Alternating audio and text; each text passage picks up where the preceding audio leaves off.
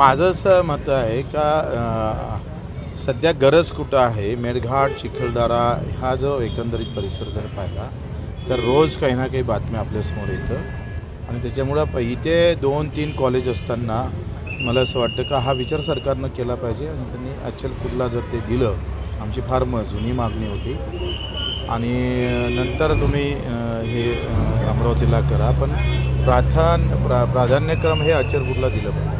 अजून शपथही घेतली नाही. म्हणजे तुमचं कसं आहे का भाऊ नवरी घरी आल्याबरोबर लगेच पुरणपोळी दिली पाहिजे.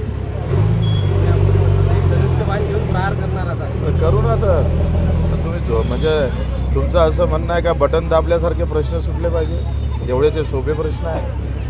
आता चना खरेदी बंद झाली होती तर लगेच आपण चना खरेदी सुरू केली का नाही केली. आता 2 दिवसात सुरू होणार आहे. एका दणक्यानं सुरू झाली बंद झालेली. वैद्यकीय महाविद्यालय 2 ठिकाणी व्हावं असं 2 आमदारांचं मागणी आहेत. आता आपण सुद्धा एक या ठिकाणी अचलपूरला मागणी करत आहेत. निर्णय कुठे होणार आहे मुख्यमंत्री कुठे. माझं म्हणणं आहे कुठं मागणी केली याच्यापेक्षा त्याची गरज कुठं आहे हे फार महत्त्वाचं आहे. लक्षात घ्या आपल्या देशामध्ये हे चुकतं आहे.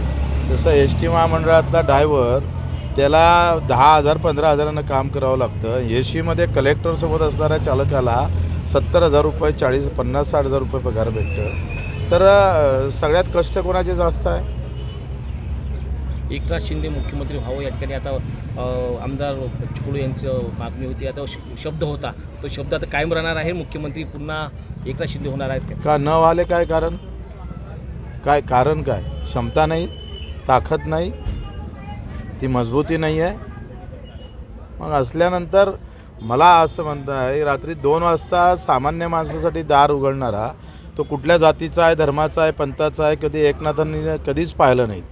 आणि म्हणून भगवा झेंडा जरी असला तरी तो सगळ्यांना सन्मान देणारा आहे आणि त्या ताकदीचे माणसं खऱ्या अर्थानं राज्यात असणं गरजेचं आहे.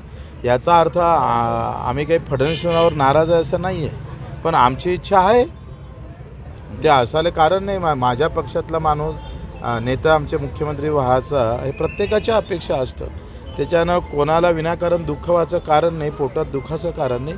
आम्ही मेहनत करू जेवढी शिवसेनेसाठी मेहनत करू तेवढी गरिबांसाठी करू मजुरांसाठी करू शेतकऱ्यांसाठी करू दिव्यांगांसाठी करू. आणि बच्चू कडू हा काही थांबणारा माणूस नाही आहे.